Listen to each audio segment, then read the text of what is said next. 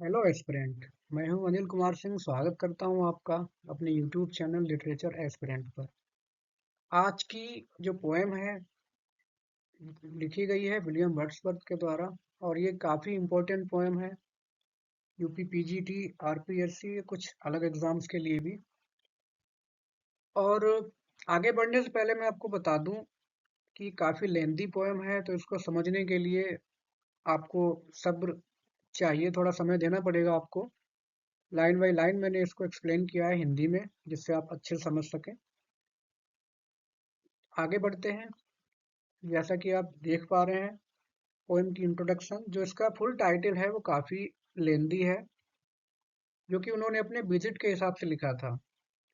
Lines composed a few miles above Tintern Abbey on revisiting the banks of the Wye during a tour July 13, 1798। जैसा कि William बर्ड्सवर्थ जो थे, जब जो French की इंसिडेंट उनके साथ हुई थी, मतलब फ्रांस में अपनी बीवी बच्ची को छोड़ कर आए थे 1792 में, तो काफ़ी हताश निराश थे। उस हताशा निराशा से बचने के लिए वो यहाँ पर ये जो टिंटर्न एबी एक एक्लेसियास्टिकल रून्स है, मतलब चर्च से संबंधित खंडहर है जहाँ वो घूमने गए थे। और यह दो नदियों के संगम पे बसा है, उस मूड से बाहर बाहर आने के लिए जिस मूड में ये थे। काफ़ी टेंशन में थे अपनी बीवी, जो उनकी फ्रांस में एक शादी हुई थी। एक शादी तो नहीं कह सकते, बस अफेयर था, और इसी वजह से जो भी है वो काफ़ी फोर्स्ड हुए वहां से आने के लिए। उस मूड से बचने के लिए यहाँ पर ही गए थे 1793 में। 1793 में जाने के बाद फिर ये दोबारा जाते हैं 1798 में अपनी बहन डोरोथी के साथ। तो डोरोथी जो साथ में इनके है, और वहां पर जब ये गए तो इस बार इनको एक अलग ही अनुभव हुआ, क्योंकि जब पहले गए तो he was just 23 years old. अब जब दोबारा गए हैं तो 5 साल और उम्र बढ़ गई। यूं कह सकते हैं कि मेच्योरिटी उनकी जिंदगी में आ गई। हर किसी की उम्र मेच्योर होती है, और जैसे जैसे हम उम्र में बड़े होते हैं हमें अनुभव बढ़ता जाता है तमाम चीज़ों का। तो उसी हिसाब से वर्ड्सवर्थ भी अनुभवी हो जाते हैं। ये जो पोएम है ये आयम्बिक पेंटामीटर में लिखी गई है और डेकासिल्बिक ब्लैंक वर्स में लिखी गई है। डेकासिल्बिक का मतलब होता है लाइन हैविंग 10 syllables, जिसमें 10 जो स्वर का जो एक अंश होता है, इस तरह से हम बांटते हैं। फीट जिसको कहते हैं, उसमें जो लिखी गई है। और टोटल 5 अनइवन लेंदी स्टेंजास हैं इसके। टोटल इसमें देखा जाए तो 160 लाइन्स हैं, लेकिन स्टेंजास अनइवन है जो कि 5 हैं। और अगर कैटेगरी की बात की जाए इस पोएम की, तो हम कहेंगे कि ये ड्रामेटिक मोनोलॉग और ओड है। ओड इसलिए क्योंकि इसमें एक कहानी के तौर पे उन्होंने कहा है। ड्रामेटिक मोनोलॉग इसलिए है क्योंकि जो डोरोथी है वो उनकी साइलेंट लिसनर के तौर पे हम मान सकते हैं, क्योंकि जिस तरह से उन्होंने अपनी सारी भावनाएं व्यक्त की हैं वो व्यक्त की हैं उन्होंने डोरोथी के सामने ही। तो इसको हम एक ड्रामेटिक मोनोलॉग में रख सकते हैं, जिसमें एक स्पीकर रहता है, सामने कोई साइलेंट लिसनर रहता है जो कि सुनता है। आते हैं इसकी लाइन बाय लाइन एक्सप्लेनेशन पर, जो कि मैंने की है। देखते हैं आगे। 5 years have passed, 5 summers with the length of 5 long winters, and again I hear these waters rolling from their mountain springs with a soft inland murmur। वो कहते हैं कि 5 साल बीत चुके हैं उस बात को जब मैं पहली बार यहाँ पे आया था। जैसा कि 1793 में गए थे, उसके बाद 1798 में पहुंचते हैं। कहते हैं कि 5 लॉन्ग विंटर्स, 5 समर्स, जाहिर सी बात है 5 साल हैं तो समर विंटर तो आती ही है, जो कि गुजर चुका है 5 साल का लंबा समय। और फिर से वो कह रहे हैं कि अगेन आई हियर, मैं सुन रहा हूँ क्या, दीज वाटर्स, वो जो झरनों की आवाज है, rolling from their mountain springs, जो कि पहाड़ों से जो माउंटेन स्प्रिंग्स का मतलब पहाड़ों से जो झरने गिर रहे हैं उनके पानी के गिरने की जो आवाज है उसको वो सुन रहे हैं। With a soft inland murmur, soft मतलब बहुत मध्यम, और इनलैंड मर्मर का मतलब है जैसे कि शहर से दूर कहीं, जैसे हम लोग कई बार बोलते हैं इंटीरियर इंटीरियर या देहाती एरिया में, जहाँ पर एकदम शांतमय वातावरण है। और वहां पर जो मरमर का मतलब होता है बुदबुदाहट सी आवाज, बुदबुदाना। तो पानी की आवाज जो है वो वहां पे शांतमय वातावरण की वजह से झरने की आवाज जो है वो ऐसा लग रहा है कोई बुदबुदा रहा हो। इनलैंड मरमर का मतलब दूर दराज से कोई बुदबुदाने की आवाज आ रही हो, धीरे धीरे कोई बात कर रहा हो। Once again do I behold these steep and lofty cliffs, कहते हैं कि फिर से, वंस अगेन फिर से, आई बिहोल्ड मैं देख रहा हूँ, दीज मतलब ये steep, steep and lofty cliffs. Steep का मतलब होता है एकदम स्ट्रेट सीधी, लॉफ्टी बहुत ऊंची, क्लिफ्स का मतलब चट्टाने या पहाड़ जो हैं आसपास के एकदम सीधे और बहुत ज्यादा ऊंचे पहाड़ जिनको मैं फिर से देख पा रहा हूँ। That on a wild secluded scene impress, जो कि दैट ऑन ए वाइल्ड का मतलब जंगली क्षेत्र में, secluded का मतलब है एकांत में, और scene impress thoughts of more, मतलब ये जो एकांत में जो दृश्य है वो इम्प्रेस या यूं कह सकते हैं कि जोर दे रहा है थॉट्स वाले विचारों पर, of more deep seclusion.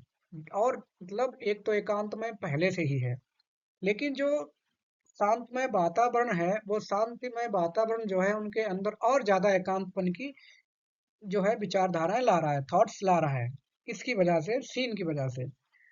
And connect the landscape with the quite of the sky, और जो आसपास की जो शांति है वो किससे जुड़ रही है? आसमान की शांति से। मतलब इतना आसपास का पीसफुल एटमॉस्फेयर है कि जमीन आसपास का वो भी शांतमय माहौल है और आसमान भी शांत है। तो जो शांति है overall it is connecting with the quite of the sky, आसमान की शांति से जुड़ रही है। The day is come when I again repose here, वो कह रहे हैं कि वो दिन आ गया है 5 साल बाद कि मैं फिर से यहाँ पर, रिपोज का मतलब क्या होता है? रेस्ट करना, आराम करना, कि फिर से मैं यहाँ पर आराम कर रहा हूँ। Under this dark sycamore, sycamore क्या है? ये एक फिग ट्री है, अंजीर का पेड़ है। कह रहे हैं कि इस घने अंजीर के पेड़ के नीचे मैं यहाँ पर बैठ गया हूँ और यहाँ मैं आराम कर रहा हूँ। And view these plots of cottage ground, और यहाँ पर ये जो प्लॉट्स मतलब खेत, आसपास के खेतों को देख रहा हूँ जो कि जहाँ पर झोपड़ियाँ बसी हुई हैं। दीज ऑर्चर्ड टब्स, ऑर्चर्ड मतलब बगीचा, टब्स का मतलब क्या है? बगीचे में जो पेड़ हैं उनकी टॉप्स को देख रहा हूँ, उनकी कह सकते हैं कि चोटियों को देख रहा हूँ वृक्षों की। आगे वो बोलते हैं कि जो कि चोटियां की बात हो रही है वृक्ष की, which at this season with their unripe fruits, मतलब पेड़ हैं और इस मौसम में उनके जो फ्रूट्स हैं वो अनराइप हैं। Are clad in one green hue, जो कि क्लैड मतलब क्या होता है? ढके होना, ढकी हुई हैं या लिपटी हुई हैं। वन ग्रीन ह्यू मतलब हरियाली में या हरे रंग में। एंड लूज देमसेल्व्स, और अपने आप को खो रही हैं, mid groves and corpses. Groves का मतलब क्या होता है? झुरमुट, बहुत ज्यादा मतलब पौधे हों या पेड़ हों छोटे छोटे, उनका झुरमुट होता है, कुंज जिसको हिंदी में बोलते हैं। एंड कॉप्सेस, कॉप्सेस का मतलब भी वही है, झाड़ियाँ। मतलब जो पेड़ हैं वो उन झुंड और झाड़ियों में अपने आप को खो रहे हैं, जो हरे भरे से पेड़ हैं। Once again I see these hedge groves, फिर से मैं इन हेज ग्रोव्स का मतलब क्या होता है? जो कई बार लोग, आपने देखा होगा पार्क में जो बाड़ी के तौर पे लगा देते हैं आजकल सजावट वाले पौधे, या तार बाड़ी जो होती है, तार बाड़ी ना होकर के हम पौधों को लगा देते हैं, कहते हैं हार्डली हेज ग्रोव्स, ये मुश्किल से हेज ग्रोथ है। Little lines of sportive would run wild, क्योंकि जो पौधे हैं वो स्पोर्टिव वुड रन वाइल्ड मतलब वो जंगली पौधे हैं जो कि ऐसा लग रहा है कि खेल रहे हों, या वहां पर बहुत ज्यादा घने पौधे ना हो करके कुछ ही पौधों का झुरमुट सीधे सीधे लाइन के तौर पे, फेंसिंग के तौर पे बना हुआ है। दीज पेस्टोरल फार्म्स, और यह जो देहाती फार्म्स मतलब खेत या एरिया है, green to the very door, एकदम कह सकते हैं कि green to the very door का मतलब एकदम दरवाजे से लेकर के जो कॉटेज बनी हुई है आसपास वो एकदम हरी भरी हैं। And wreaths of smoke sent up, wreaths का मतलब होता है माला, या जो कह सकते हैं कि कर्ल्स, है ना, जो कर्ल बनता है बालों में कई बार होता है। अब स्मोक सेंट अप, ऐसा लग रहा है कि धुएं के गुच्छे हवा में उड़ रहे हैं। इन साइलेंस, शांतिमय वातावरण में। फ्रॉम अमंग द ट्रीज, दूर जो पेड़ हैं उनसे, कहाँ से आ रहे हैं ये क्लियर नहीं हो पा रहा है। With some uncertain notice, uncertain notice का मतलब अनिश्चित है, हम देख नहीं पा रहे कि वो धुआं आ कहाँ से रहा है। फिर ये अनुमान लगाते हैं कि as might seem of vagrant dwellers, vagrant dwellers का मतलब, वेग्रेंट का मतलब होता है आवारा या घुमंतू, और ड्वेलर्स का मतलब घूमने वाले, यूं कह सकते हैं कि जो जिप्सी प्रजाति होती है वो घूमते रहते हैं, उनका कोई स्टेबल घर नहीं होता, परमानेंट घर नहीं होता। तो हो सकता है उस जंगल में वो वैग्रेंट ड्वेलर्स कहीं घूम रहे हों in the houseless goods. Houseless goods मतलब जंगल जहाँ घर ना हो सकता है वो कहीं अपना खाना वाना बना रहे हो, आग सेक रहे हो, जो भी हो, वहां से धुआं उठ रहा है। या दूसरा अनुमान वो लगाते हैं, सम हर्मिट्स केव, कोई सन्यासी किसी गुफा में बैठा हुआ है। Where by is fire the hermit sits alone, जहाँ उसने आग जला रखी है। जैसे अपने हिंदू धर्म में जो एक धूनी जलाने की परंपरा है कि भाई धूनी जला रखी है, आसपास साधु बैठे हैं, तो वो जो धुआं उठ रहा है, तो हो सकता है कोई सन्यासी आग के पास अकेला बैठ के तपस्या कर रहा हो, वहां से धुआं आ रहा हो। तो ये सीन है शुरुआत का जो उन्होंने डिस्क्राइब किया है। आगे देखते हैं, दीज ब्यूटियस फॉर्म्स मतलब ये खूबसूरत जो नज़ारे हैं, थ्रू अ लॉन्ग अब्सेंस, बहुत लंबे समय से अब्सेंट रहे हैं मेरे लिए, क्योंकि 93 से लेकर के 98, 5 साल तो हो ही गए हैं। Have not been to me as is a landscape to a blind man's eye. वो कहते हैं ठीक है 5 साल तो हो गए हैं, लेकिन ऐसा भी नहीं है कि मैं बिल्कुल भूल गया हूँ, जैसे कि किसी अंधे व्यक्ति को कोई चीज ना दिखाई देती हो। लैंडस्केप मतलब कोई जमीन, नजारा, जो भी है दृश्य जो ना दिखाई दिया हो, ऐसा भी नहीं है। हैव नॉट बीन का मतलब नहीं रहे हैं मेरे लिए। As is landscape to a blind man's eye, ऐसा नहीं है कि जैसे कोई अंधे व्यक्ति को नजारा ना दिखाई देता हो, मुझे ये चीजें ना दिखाई देती हो, ऐसा नहीं रहा है। क्यों? क्योंकि ये चीजें उनकी मेमोरीज में बनी रही हैं, उनको वो याद करते रहे। आगे बताते हैं इन सब बातों को कि but of in lonely rooms, क्यों? क्योंकि अक्सर इन लोनली रूम्स मतलब एकांत कमरों में, जब वो कभी अपने घर में कमरों में बैठे होते थे, एंड मिड द डिन of towns and cities. Mid the डिन ऑफ टाउन्स एंड सिटीज का मतलब क्या है कि जो शहर की जो शोरगुल या शोर का जो वातावरण है उसमें, I have owed to them क्या मतलब है कि वो उनके ऋणी रहे हैं, उन सब यादों के। यही सारी नज़ारों से, दृश्यों से संबंधित जो यादें हैं उनके। In hours of weariness sensation sweet. और वो आगे कहते हैं कि आवर्स ऑफ वेरीनेस, वेरीनेस का मतलब क्या है? थकावट या चिड़चिड़ापन या परेशानी, कुछ भी कह सकते हैं। आर्स मतलब समय, उन उस सब समय में जब वो परेशान रहे हों, इन यादों ने ही उनको जो है एक मधुर सेंसेशंस मतलब क्या है, संवेदनाएं दी हैं। फेल्ट इन द ब्लड, उन्होंने वो अपने खून में महसूस की हैं। उन यादों के सहारे, इस नज़ारे जो दृश्य हैं उनकी यादों के सहारे उन्होंने वो संवेदनाएं अपने खून में महसूस की हैं। And felt along the heart, और वो संवेदनाएं उनके खून में मिलकर के उन्होंने अपने हृदय तक महसूस की हैं, या यूं कहो कि उनके हृदय को भी ज्यादा उत्तेजित कर दिया है। And passing even into my purer mind, और उन संवेदनाओं ने या उन यादों ने उनके खून से होते हुए उनके मन में जाकर के उनके मन को और ज्यादा शुद्ध कर दिया है। प्यूरर माइंड मतलब और ज्यादा उनके मन को शुद्धता प्रदान कर दी है। विद ट्रांकल रेस्टोरेशन, और उनके जो है मन में एक शांति स्थापित कर दी है। ट्रैंक्विल का मतलब क्या है? Peace. Feelings too of unremembered pleasure, आगे कहते हैं कि ऐसी भावनाएं दी हैं, अनरिमेम्बर्ड प्लेजर, जो कि इससे पहले कभी भी उन्होंने ऐसा आनंद नहीं देखा था। Such perhaps as have no slight of or trivial influence. देखो यहाँ पर ये लाइन समझने की जरूरत है। As have no slight or trivial, trivial मतलब होता है तुच्छ, स्लाइट का मतलब थोड़ा सा, और इन्फ्लुएंस का मतलब प्रभाव। तो वो कह रहे हैं कि ऐसा नहीं है कि उनका बहुत तुच्छ प्रभाव रहा हो, हम कह सकते हैं इसका अपोजिट कि बहुत महान प्रभाव रहा है उन यादों का इनके ऊपर। On that best portion of a good man's life, जिसमें एक व्यक्ति की अच्छी जिंदगी पर, गुड मैन्स मतलब अच्छे व्यक्ति की बेस्ट जो पोर्शन है जिंदगी का, उस पर उन यादों का प्रभाव रहा है। हिज लिटिल नेमलेस अनरिमेम्बर्ड एक्ट्स, उसके छोटे, नेमलेस मतलब ऑर्डिनरी साधारण, अनरिमेम्बर्ड मतलब भूल जाने वाले, एक्ट्स मतलब कार्य, ऑफ काइंडनेस एंड लव, दया और प्रेम के। अब इसको समझ लो थोड़ा सा। कहने का मतलब यह है कि जो भी यादें रही हैं उन यादों का आदमी के उन छोटे छोटे दया भरे और प्रेम भरे कामों में असर रहता है, जो अक्सर काम भुला दिए जाते हैं। और इस तरह से कहते हैं कि वो यादें तो थी, लेकिन उनकी सेंसेशन से उन कामों पर भी असर पड़ता है जो कि दया भाव से और प्रेम से भरे थे, जो कि छोटे छोटे काम होते हैं जिनको लोग याद नहीं रखते हैं। काफी फिलोसफिकल पोएम है, इसको समझने के लिए थोड़ा आप थोड़ा और पढ़ सकते हैं, देख सकते हैं दोबारा इस वीडियो को। आगे बढ़ते हैं। नॉर लेस आई ट्रस्ट, और ना ही आई ट्रस्ट, मतलब मैं यहाँ पर इस बात पे भरोसा रखता हूँ कि अब मैं इस बात पे भरोसा रखता हूँ क्या, कि to them I may have owed another gift, कि उन यादों ने मुझे एक दूसरा उपहार भी दिया है। वो उपहार क्या था?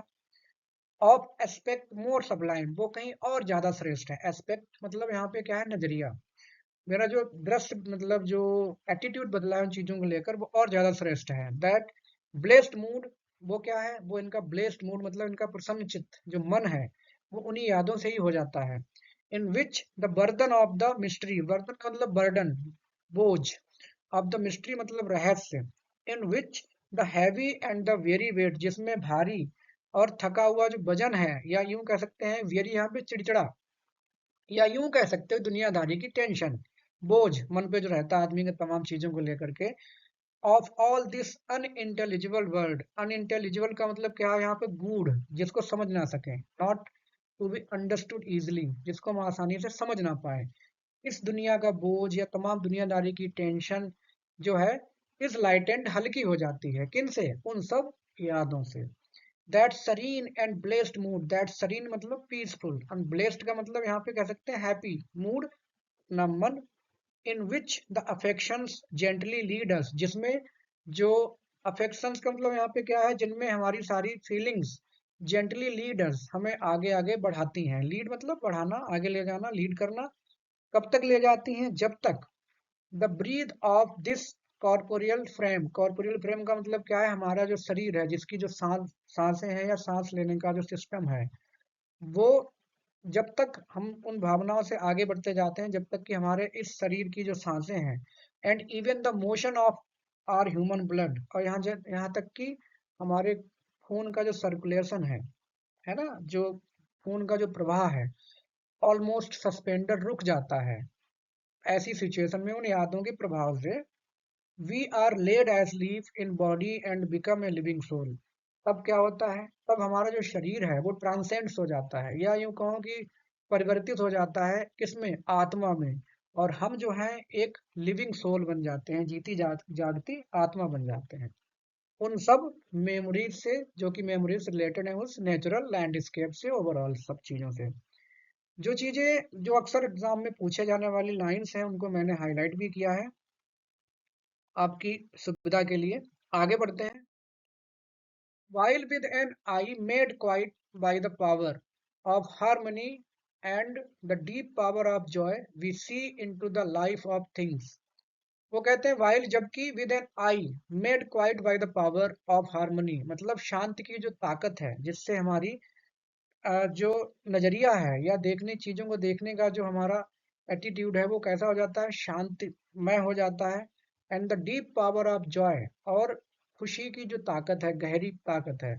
We see into the little, into the life of things, और तब हम लिविंग सोल जब बन जाते हैं, तब हम चीजों का वास्तविक नेचर जो है वो, into the life of things का मतलब क्या है, हम चीजों का वास्तविक नेचर या वास्तविक जो स्वभाव है वो समझने लगते हैं। कब?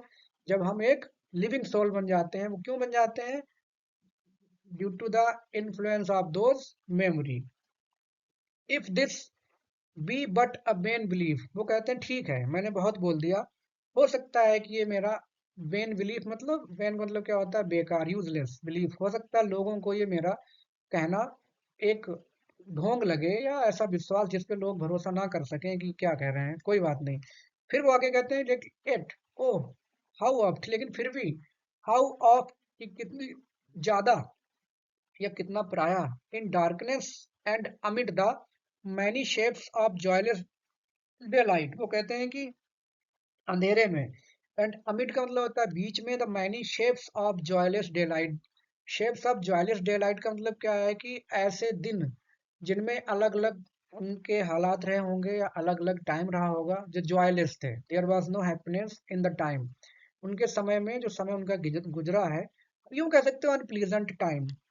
When the fretful stir, unprofitable, unprofitable and the fever of the world. Fretful stir का मतलब होता है बहुत ही ज्यादा थका देने वाला, स्टर मतलब शोर शराबा, एंड अनप्रॉफिटेबल का मतलब है यहाँ पर useless, and the fever of the world, fever का मतलब वैसे जो बुखार होता है, लेकिन यहाँ पे हम कहेंगे दुनियादारी का जो बोझ है या जो बैड इम्पैक्ट है हमारे ऊपर जो पड़ता है।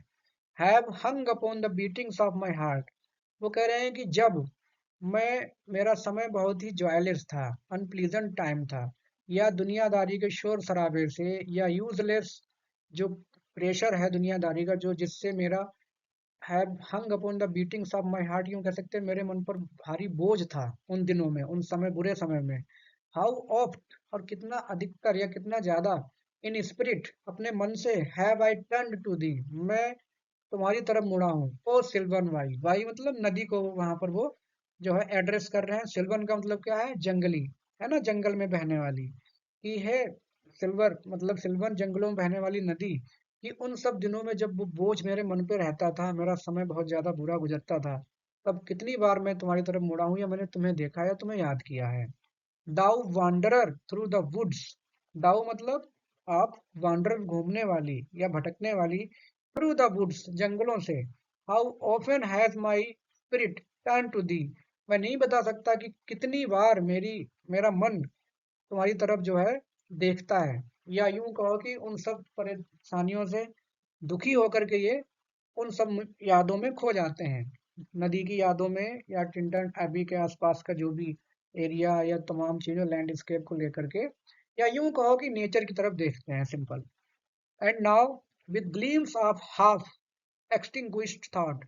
And now with gleams, gleams का मतलब क्या है, यहाँ पे मेमोरीज है।